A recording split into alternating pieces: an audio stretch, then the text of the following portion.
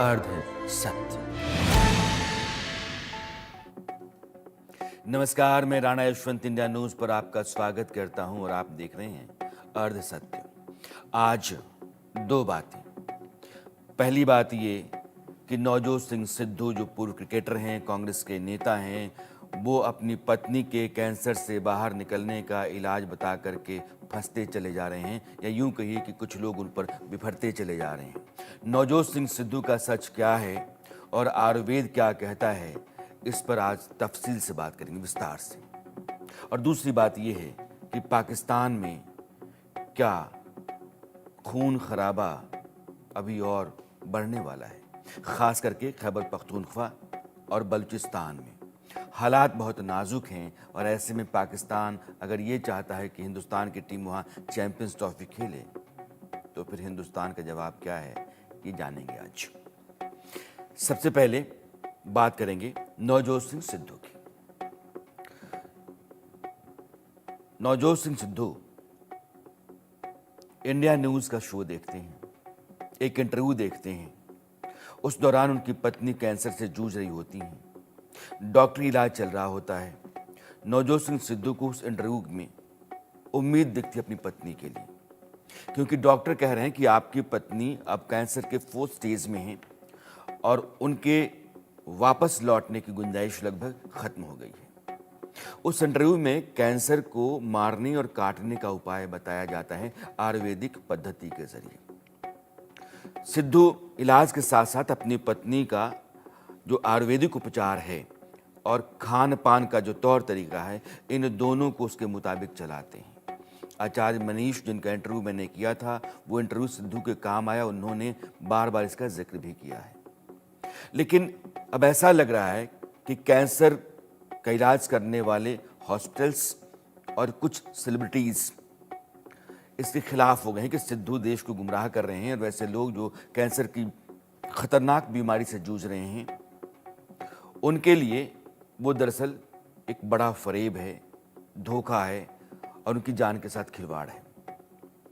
नवजोत सिंह सिद्धू ने क्या कहा, ये हमने आपको सुनाया। नवजोत सिंह सिद्धू किस इंटरव्यू पर, जो इंडिया न्यूज का था, उसको उन्होंने अपना आधार बनाया पत्नी के इलाज का, यह भी हमने आपको दिखाया है।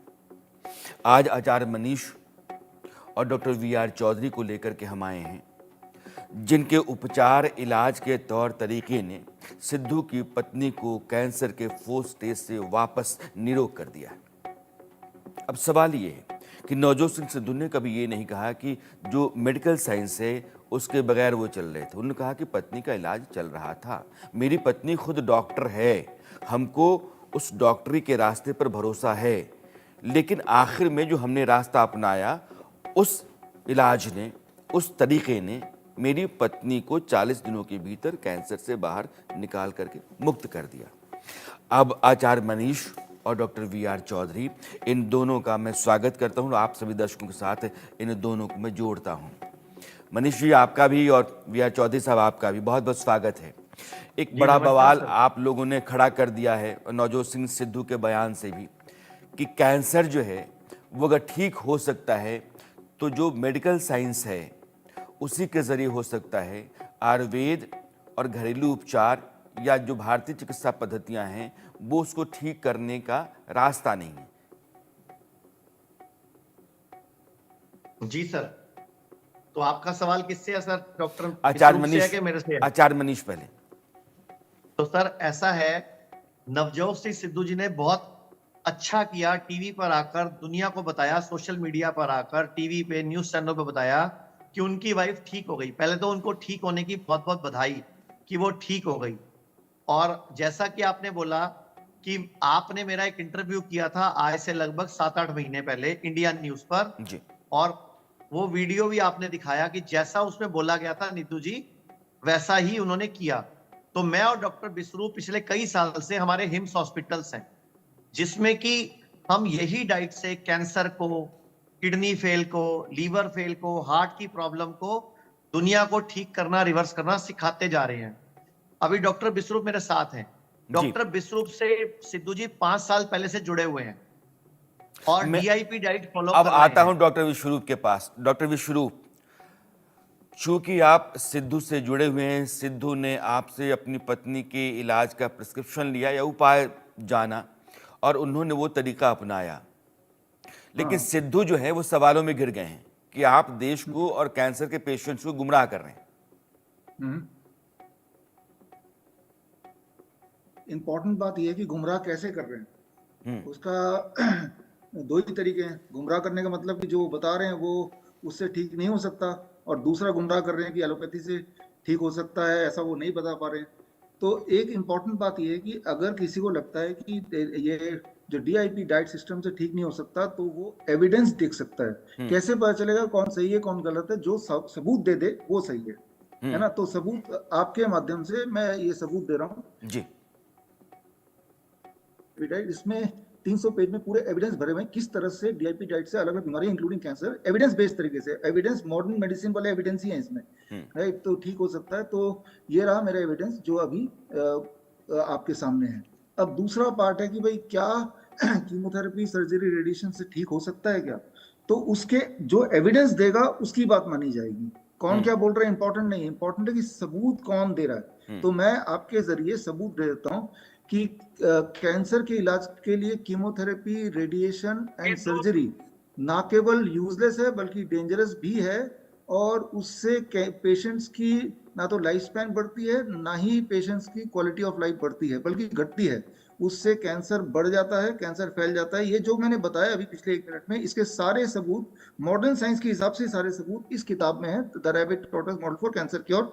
ये बेस्ट सेलर रही है अमेजन में, ये कहीं से भी आप लोग खरीद सकते हैं, देख सकते हैं, या हमारे वेबसाइट से विश्वरूप.com से फ्री डाउनलोड कर सकते हैं। तो आप जैसा बोल रहे हैं कि लोग बोल रहे हैं गुमराह कर रहे हैं, गुमराह तो जो लोग बोल रहे हैं वो खुद गुमराह कर रहे हैं, क्योंकि जो सबूत दे मैं सबूत ये डॉक्टर विश्वरूप, मैं अपने दर्शकों को ये साफ करना चाहता हूं कि डॉक्टर विश्वरूप जो कह रहे हैं उनकी निजी राय है। केमोथेरेपी, रेडिएशन यह कैंसर का इलाज नहीं है, ये डॉक्टर विश्वरूप की राय है। लेकिन हम जानते हैं कि मेडिकल साइंस अपने तरीके से चलता है, उसके पास एक रास्ता है जो वैज्ञानिक है। लेकिन जो भारतीय चिकित्सा पद्धतियाँ हैं वह भी अपने उपाय को लेकर के, अपने निदान को लेकर के बहुत आश्वस्त रहती हैं, और यह भी एक वैज्ञानिक पद्धति है। इसलिए हम दोनों का सम्मान करते हैं। जी डॉक्टर विश्वरूप। हाँ, तो मैं ये बोलना चाह रहा हूँ कि जो भी, जैसे अभी आपने एक डिस्क्लेमर दिया, धन्यवाद, ठीक है वो तो, लेकिन सबूत कौन दे रहा है उसी को साइंटिफिक मानेंगे। अभी आपने बोला, या इन जनरल भी बोला जाता है कि मॉडर्न मेडिसिन इज साइंटिफिक, लेकिन साइंटिफिक है तो उसका साइंस कहाँ है? आपके माध्यम से जो देश भर के, दुनिया भर के ऑन्कोलॉजिस्ट से मैं ये पूछना चाहता हूँ कि कोई एक एविडेंस दिखा दो जिससे ये साबित होता हो कि कीमोथेरेपी, रेडिएशन एंड सर्जरी से किसी भी एक पेशेंट का कभी भी भला हुआ हो। एविडेंस दिखा दो, अपने किसी जर्नल में छपा हुआ दिखा दो। है नहीं, और जर्नल में जो छपे हैं वो मेरे पास है, उसमें तो यही देखते हैं कि एक दो पेशेंट हैं, दोनों एक ही तरह से कैंसर से पीड़ित हैं, एक इलाज कराने जाता है और एक बाई चांस इलाज नहीं कराता। जो इलाज नहीं कराता है उसी की लाइफ स्पैन ज्यादा पाई जाती है, उसी की क्वालिटी ऑफ लाइफ ज्यादा मिलती है, जो रैंडमाइज कंट्रोल ट्रायल अभी तक के हुए हैं। तो साइंटिफिक तो ये है जो मैंने अभी डॉक्टर बताया। विश्वरूप साइंस की चौधरी, बात, एक बात, चूंकि हिंदुस्तान पूरा सुन रहा है और पूरी दुनिया में आपका ये वीडियो जाएगा भी, आपने नवजोत सिंह सिद्धू को, उनकी पत्नी को कैंसर से बाहर निकालने के लिए उपाय बताया था, क्या आप बता सकते हैं ताकि मेरे दर्शक भी सुन पाएं? हाँ देखिए, इसमें बड़ा सिंपल है। First and the most important, हम हर कैंसर पेशेंट को, मेरे जितने भी कैंसर पेशेंट को बोलता हूँ मैं, don't eat anything before 10 AM and don't eat anything after 6 PM। ये बॉडी के सर्केडियन क्लॉक ये को ठीक करना पहला चाहिए। रूल है।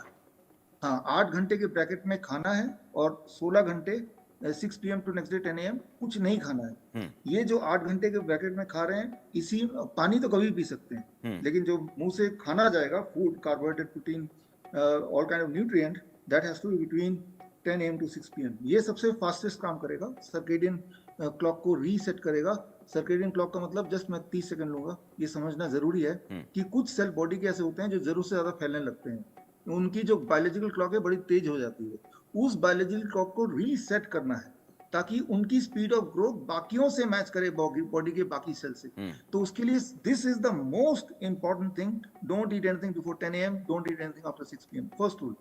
सेकेंड रूल जो हम बोलते हैं, जो सिद्धू जी की धर्मपत्नी ने भी किया ठीक से, और पहले तो सिद्धू जी ने किया, उनके 25 kg वेट भी घटा 4 साल पहले। आप उससे पहले की वीडियो अगर आपको आप देखेंगे, कब से सिद्धू को जानते हैं, या सिद्धू कब से संपर्क में आपके रहे?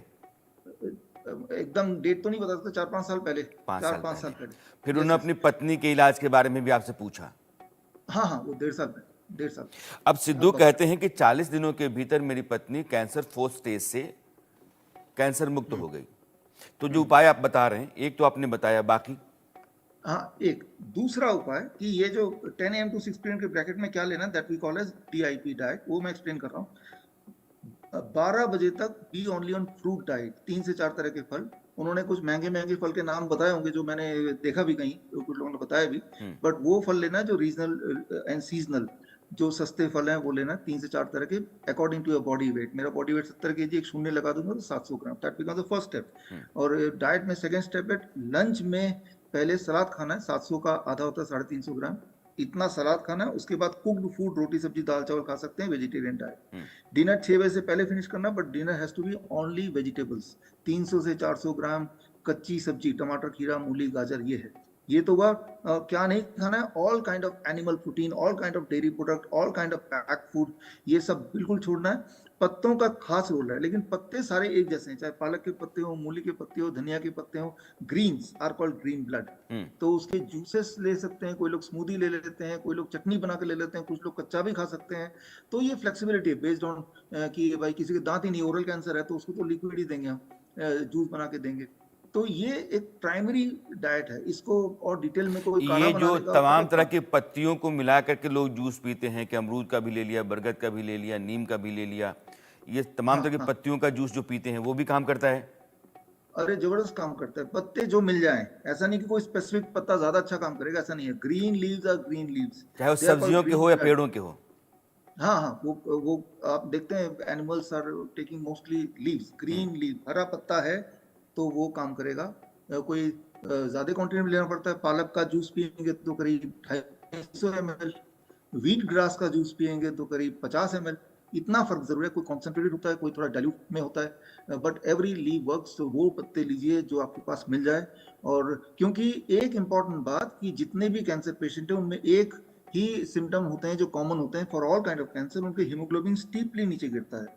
हीमोग्लोबिन को अगर मेंटेन कर लिया तो कैंसर को आपने जीत लिया। हीमोग्लोबिन को मेंटेन करने के लिए ग्रीन हीमोग्लोबिन, हीमोग्लोबिन के स्ट्रक्चर की तरह क्लोरोफिल का स्ट्रक्चर होता है जो कि ग्रीन लीफ में होता है, वही हीमोग्लोबिन को रिप्लेस करता है या कर सकता है। इसीलिए ग्रीन लीव्स, उसको स्पेसिफाई करने की जरूरत नहीं कि कौन से वाले पत्ते, जो उस रीजन में मिल जाएगा वही वो ले सकता है ना। तो this is as simple as that, जो मैंने अभी बताया कि भाई डेयरी प्रोडक्ट, एनिमल फूड वो हटाना है, और बाकी डाइट मैंने बता ही दिया, दिस कॉल्ड DIP डाइट। अगर आप आचार्य मनीष, अगर ये डेयरी प्रोडक्ट्स और एनिमल फूड, मतलब आप कह रहे हैं कि मांस नहीं खाएंगे, आप मछली नहीं खाएंगे, जानवरों से निकला हुआ जो कुछ भी दूध है, दही है, नहीं खाएंगे, तो फिर इसका विकल्प क्या होगा? तो सर मेरे को 2-4 सवालों के जवाब आप दोगे? जी। हाथी को कैल्शियम कहाँ से मिलता है? हाथी की हड्डियां मजबूत है ना। हाथी को प्रोटीन कहाँ से मिलता है? हाथी को कार्बोहाइड्रेट कहाँ से मिलता है? हाथी को vitamin A, B, C, D, E कहाँ से मिलता है? हाथी क्या यानी खाता है? आप कह रहे हैं कि सब्जियां, फल, पत्तियां यही सब हैं। अच्छा चलो एक बात और करते हैं, गैंडा सबसे मजबूत है, गैंडे की हड्डियां बहुत मजबूत है, गैंडे को vitamin A, B, C, D, E, calcium, iron, folic acid कहाँ से मिलता है? हाँ। अच्छा सर और चलते हैं आगे, चलो बैल को कहाँ से मिलता है? दुनिया की, पूरी दुनिया की ताकत अश्व शक्ति में नापी जाती है, हॉर्स पावर में। घोड़ा, हॉर्स पावर ही हर गाड़ी, हर ट्रक, हर स्कूटर की हॉर्स पावर में पहचान होती है, अश्व शक्ति। तो मुझे बताओ घोड़ा क्या खाता है? आप तो बात सही कह रहे हैं। घोड़ा विटामिन, न्यूट्रिशन सब कुछ कहां से लेता है? यानी कि आप ये कह रहे हैं कि इंसान अगर इन्हीं फल, सब्जियों और पत्तियों पर आ जाए तो वो ज्यादा स्वस्थ और मजबूत हो सकता है, स्वस्थ रहेगा, बीमार नहीं पड़ेगा, ये डॉक्टरों के चंगुल में नहीं फंसेगा, देश का हजारों करोड़ बच सकता है अगर लोग भारत के सूरज डूबने के बाद खाना खाना बंद कर दें और रोज शाम को 4 बजे 1 गिलास ग्रीन जूस, ग्रीन ब्लड पीना शुरू कर दें, जिसमें तुलसी, जो डॉक्टर साहब ने बताया भी, तुलसी भी, कड़ी पत्ता भी, पुदीना, धनिया, पालक, शलगम, मूली, गाजर, सबके पत्ते लेके जूस बना के पी लें, और गाढ़ा गाढ़ा बिना छना हुआ, मतलब फाइबर युक्त, और उसमें आप चुकंदर डाल लो टेस्ट के लिए, टमाटर डाल लो, खीरा डाल लो, संतरा डाल लो, किन्नू डाल लो, अमरूद डाल लो। डब्बे वाला जूस जहर है, लेकिन नेचुरल जूस तो अमृत है ना सर। तो आप ये कह रहे हैं कि पत्तियों का जो जूस होता है बिना छाने ही आप पीजिए फाइबर के साथ। हाँ, गाढ़ा गाढ़ा पियो ताकि फाइबर भी जाए बॉडी में, और पियो आराम आराम से, घुट घुट करके, स्वाद लेके, लोग क्या गलती करते हैं, नारियल पानी लिया, एक घूंट में पूरा उड़ेल देते हैं अंदर। गन्ने का जूस लिया और पूरा उड़ेल दिया, वो बॉडी पे प्रेशर डालता है, वो इतना सारा बॉडी में एकदम लोड पड़ जाता है। तो घूट घूट करके, सिप सिप करके पियो। जैसे डॉक्टर बिस्रू बताते हैं कि गन्ने का जूस पियो तो उतनी देर पीने में लगाओ जितनी देर गन्ने को चूसने में लगनी थी। मतलब गन्ना चूसते और रस आता, उतनी देर में खत्म करना है। और नारियल का पानी भी उतनी देर में खत्म करना है जितना नारियल को चबाने में टाइम लगता। तो हम अपने हॉस्पिटल में कहावत करते हैं, खाने को पीना है, पानी को चबाना है। मतलब खाने को पानी बनाओ मुंह में और पानी को चबा चबा के लो 32 बार 40 बार, एक एक घूंट करके पियो, तो वो दवाई का काम करता है। वो बॉडी के मुंह की लार मिक्स होती है। हमारे जो मुंह है ना, इसमें अमाइलेज, लाइपेज, पेप्सिन, ट्रिप्सिन, पता नहीं कितनी तरह के एंजाइम्स है इसके अंदर। तो वो सारे मिक्स होंगे तो वो अंदर मेरा खाना हजम होएगा। आप एक चीज नोटिस करना, कई लोग मक्की खाते हैं, कॉर्न्स खाते हैं या चने खाते हैं। सुबह जब पोटी करते हैं कई चने साबुत निकलते हैं, कई मक्की के दाने साबुत निकलते हैं। इसका मतलब पेट में कुछ नहीं होता। जो चीज दांतों से हजम होती है, पचती है, उसी का पेट में कुछ होता है। और हमारे जो दांत है वो यहाँ है, पेट में दांत नहीं है, वहां आंत है। दांत यहाँ है, तो दांतों से चबाना, अच्छी तरह चबाना, खुश मन से खाना, वही दवाई है। और अगर मूड खराब हो, गुस्सा हो, लड़ाई हो, टेंशन हो, रो रहे हो, उस दिन खाना नहीं खाना, उस दिन खाना करना है, खाना। बिकॉज उस दिन सिर्फ फ्रूट खाना है, सैलड खाना है, नारियल पानी पीना, जूस पीना है। क्योंकि आज स्ट्रेस हार्मोन, आज कार्टिसोल का लेवल ज्यादा है। उस दिन खाया गया खाना बीमारी बनेगा। जैसे उदाहरण देता हूं मैं आपको, आपके घर में मिक्सी है सर? हाँ है ना। तो मिक्सी में जब सामान पीसते हो, गर्म हो जाती है, तो क्या करते हो? बाहर निकालते हैं, बंद कर देते हो, खराब ना हो जाए। ऐसे जिस दिन मूड खराब हो, स्ट्रेस हो, एंग्री हो, अपसेट हो, उस दिन ना करना है। उस दिन सिर्फ नारियल पानी, जूस, फ्रूट, गर्म पानी, पत्तों का जूस, बस यही लेना। उस दिन पका हुआ भोजन नहीं खाना। डॉक्टर विश्वरूप, और जो लोग बोलते हैं, हाँ जी जी हाँ बोलिए। जो लोग बोलते हैं मुर्गा खाना है, मछली खानी है, तो मैं आपसे पूछता हूं, आप दिल्ली में रहते हो, दिल्ली में समुंदर है क्या? नहीं है। समुंदर 2000 किलोमीटर दूर है आपसे।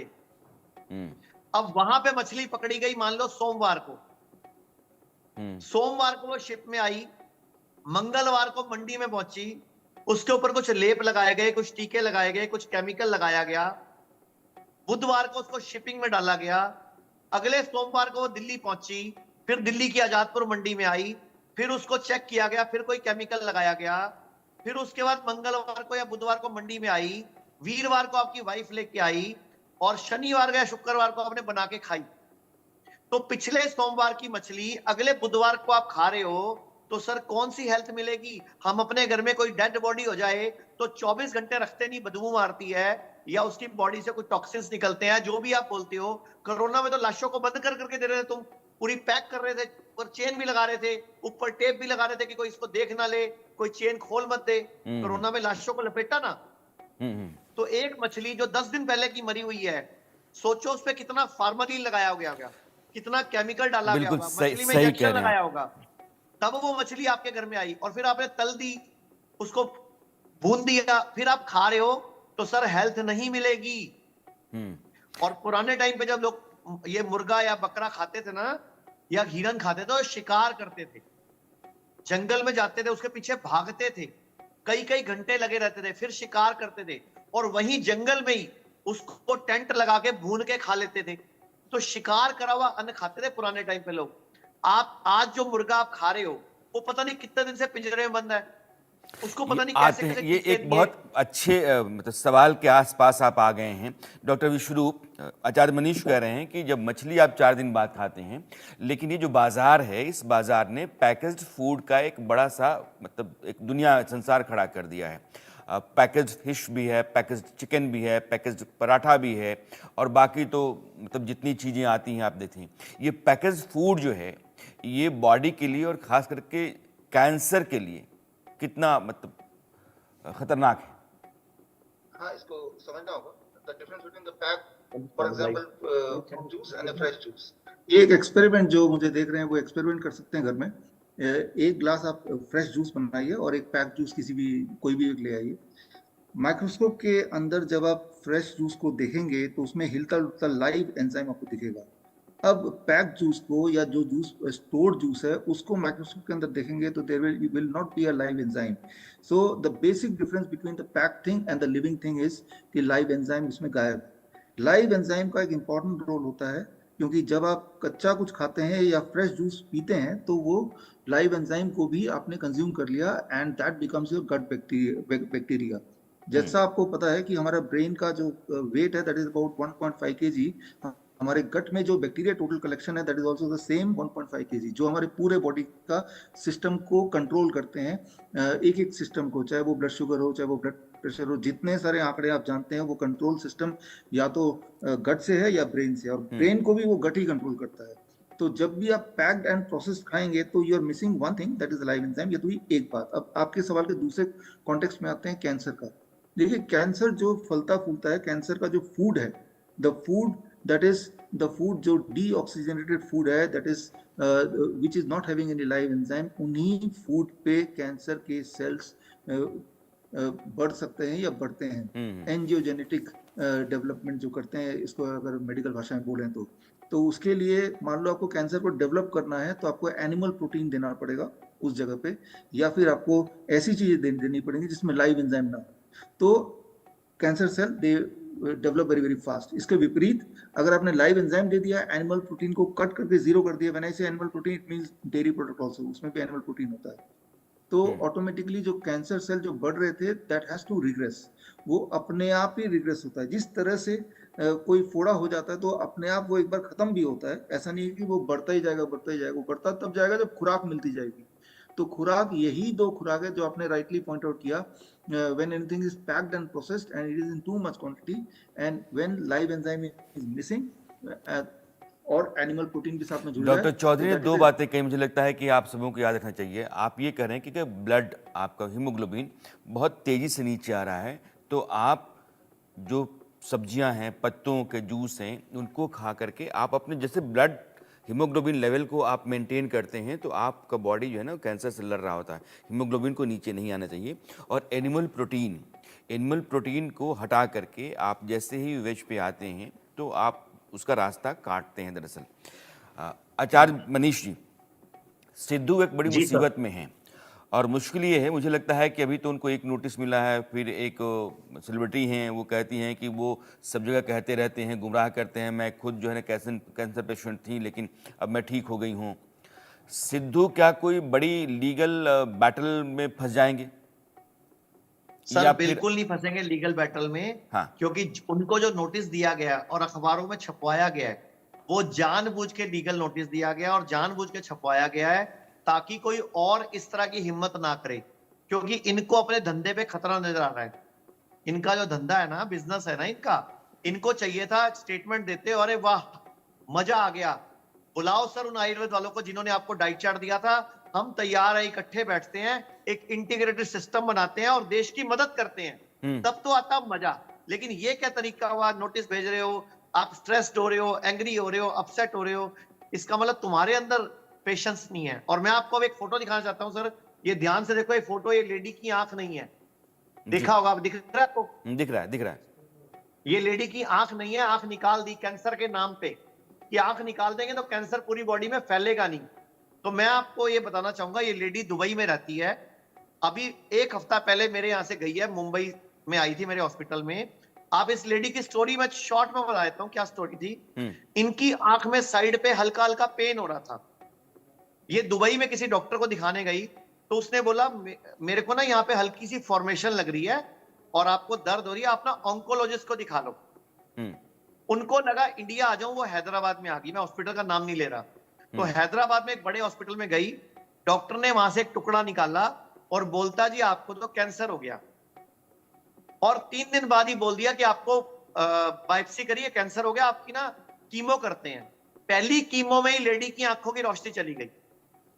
अब उसको डॉक्टर ने क्या बोला, अब आंखों की रोशनी चली गई है तो आंख निकाल देता हूं ताकि बॉडी में कैंसर फैले ना। ठीक है, अब आंख निकाल दी, लेकिन जब से उस लेडी की आंख निकली उसकी जिंदगी नरक बन गई। अब डॉक्टरों ने बोल दिया तेरे पास 2 महीने बचे हैं, क्योंकि पूरी बॉडी में कैंसर फैल गया। उसकी आंख भी गई और पूरी बॉडी में कैंसर भी फैल गया और बोलते 5% चांस है दोबारा कीमो रेडियो पूरी बॉडी में करेंगे। और सुनो, उस जिंदगी की लेडी की जिंदगी नर्क कैसे बनी। उसकी आंखों से रोज पस आता है, रोज ब्लड आता है, रोज सिस्ट बनती है, रोज इन्फेक्शन होता है। हमारे हॉस्पिटल में 19 दिन रही हैं सर। पिछले 15 दिन जो लास्ट के थे उनको इन्फेक्शन नहीं हुआ, वो करवट भी लेती थी, उनकी नींद खुल जाती थी। अब वो लेडी को दर्दे कम हो गई, चुस्ती फुर्ती बढ़ गई।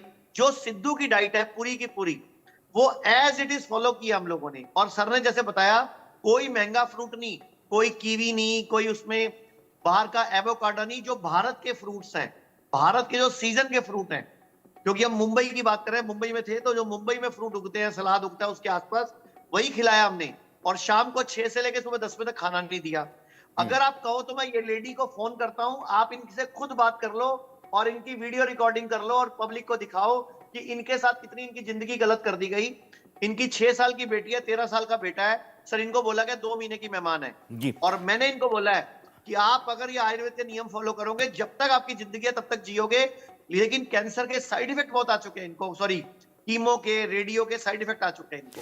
आचार्य तो भी मनीष हम की इस बचाने बात की से कोशिश कर रहे हैं। किसी की भी सहमति हो सकती है कि अगर भारत में एक चिकित्सा पद्धति ने कुछ लोगों का इलाज किया है तो मेडिकल साइंस को साथ आकर के कहना चाहिए था कि हम चलो एक बार देखते हैं कि जॉइंट वेंचर में क्या कर सकते हैं और लोगों की बेहतरी के लिए, देश की बेहतरी के लिए हम क्या क्या कुछ निकाल सकते हैं रास्ता। और मेडिकल साइंस को लेकर के कभी कोई सवाल नहीं है, क्योंकि वो एक वैज्ञानिक पद्धति है और बहुत सारे एक्सपेरिमेंट्स के बाद और बहुत सारे शोध के बाद आदमी ट्रीटमेंट के लिए उस रास्ते पर जाता है। लेकिन पैसा कमाने की भूख, अस्पतालों की अंधेर गर्दी, डॉक्टरों के पास बहुत पैसा हो जाए, इसकी एक अतल भूख लोगों को इस तरह की मुसीबत में डालती है कि जो लोग उस शिकंजे में हैं, उस फंदे में हैं, उनसे जाकर के पूछिएगा। इस देश में जो प्राइवेट हॉस्पिटल्स हैं वो लोगों को पीसने का सबसे बड़ा जरिया हो गए हैं। इसलिए इंसान का भरोसा अपने इलाज पर कम होता है, डॉक्टरों के हाथ में फंस करके बर्बाद होने का ज़्यादा हो जाता है। इस पर पूरे medical science, hospitals, nursing home, doctors सबको गंभीरता से सोचने की ज़रूरत है। और इस देश में अगर एक पारंपरिक चिकित्सा पद्धति है तो वो भी वैज्ञानिक है। शरीर के भीतर कोई आसमान से आ करके कोई चीज़ घुस नहीं गई है। आपने कुछ खाया है, बाहर से चीज़ें आपके बॉडी के भीतर आई हैं, उनके चलते डिजनरेशन हुआ है या डिफॉर्मेशन हुआ है, कुछ ऐसा है जो आपकी बॉडी के भीतर कैंसरस होता चला जा रहा है। उसको डीजनरेट करने और वापस नॉर्मलसी बहाल करने के लिए वही रास्ता है जिस रास्ते से वो खराब हुआ है। तो अगर एक पद्धति यहाँ है, उस पद्धति के जानकार और इस देश को सेंसिबल लोग कहते हैं कि हाँ हमको उससे फायदा हुआ, तो आप उसको स्वीकार करके अपने साथ जोड़िए, एक नया रिसर्च सिस्टम डेवलप कीजिए। लेकिन ऐसा नहीं हो रहा है। ये बताता है कि हम अपनी दुनिया को बचा करके और अपने मुताबिक चलाते रहने की स्थिति को बना करके रखना चाहते हैं। इसमें देश का, आम आदमी का नुकसान है। डॉक्टर विश्वरूप, एक सवाल ये होता है कि कैंसर जिन जिन वजहों से पैदा होता है, क्या उसको होने से ही रोका नहीं जा सकता है? होने से रोका जा सकता है। उसका जो सबसे बड़ी वजह है पिछले 4-5 साल में जो निकल के आया है वो ये कि जैसे मैंने शुरू में ही बताया, जितना आप सनसेट के बाद दूर होते जाओगे खाने का लास्ट मील, फॉर एग्जांपल जो लोग नाइट शिफ्ट में हैं वो उनकी मजबूरी होती है कि वो लेट खाते हैं, 10 बजे, 12 बजे, 1 बजे, 2 बजे नेटफ्लिक्स देखते हुए या कोई एंटरटेनमेंट करते हुए। आजकल तो ऑनलाइन का जमाना है, फूड का कभी भी मंगा लें। तो जितना आप सनसेट के दूर होते जाएंगे खाने के लिए रात का भोजन, उतना आपके चांसेस कैंसरस ग्रोथ का बढ़ता जाएगा। मान लो किसी को कैंसर पेशेंट स्वतः बनना है जानबूझ के, तो वो ये करे सिर्फ एक रूल कि रात के 12 बजे के बाद खा ले। कुछ दिन तक करेगा तो उसका इस तरह की कैंसर ग्रोथ, उसका हीमोग्लोबिन डाउन, उसकी वीकनेस, वेट यानी कि लॉस, ये सबसे सारी पहला चीजें जो रूल है कि आप सनसेट के बाद ना खाएं, पानी पी सकते हैं। हाँ, और बाकी जितना दूर जाएंगे, जो आपने उपाय बताए हैं वो आप फॉलो हाँ, करते हैं तो आपकी बॉडी जो है बीमारियों से दूर रहेगी।